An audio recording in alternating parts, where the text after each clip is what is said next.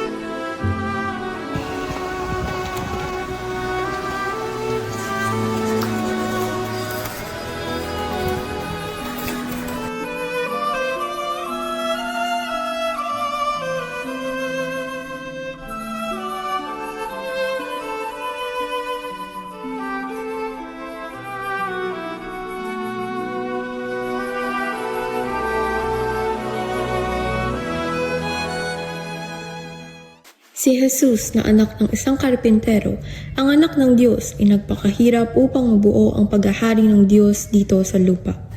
Kusa niyang pinasan ng krus dahil alam niyang ang kanyang panghuling gawain ay maglalapit sa kanya sa Diyos at magbibigay ng kaligtasan para sa lahat. Si Jesus ang ating guro at modelo sa pag-unawa sa likas na dignidad ng ating sariling paggawa at pagkilala na ang marangal na gawain ay naglalapit sa atin sa Diyos at kay Jesus. Tinatawag tayo sa ating paggawa upang lumahok sa patuloy na gawain ng paglikha. Maraming mga lugar sa ating mundo kung saan ang mga tao ay hindi binabayaran ng isang makatarungang sahod para sa kanilang trabaho. Ilang mga kumpanya ay nagsasamantala sa mga bata at mayroon ding mga alipin na nagtatrabaho para sa kanila. Tinatawag tayo ni Jesus na manindigan sa mga kumpanyang iyon at sabihan na hindi ito tama. Ang isang paraan na magagawa natin ito ay sa pamamagitan ng pagsuporta sa mga produktong gawa ng mga tarungang kalakal. Tinitiyak ng mga makatarungang kalakal na ang mga bata ay hindi gumawa ng mga kalakal, na ang mga gumagawa ay binabayaran ng isang mabuting sahod at ang kapaligiran sa trabaho ay ligtas sa mga nagtatrabaho.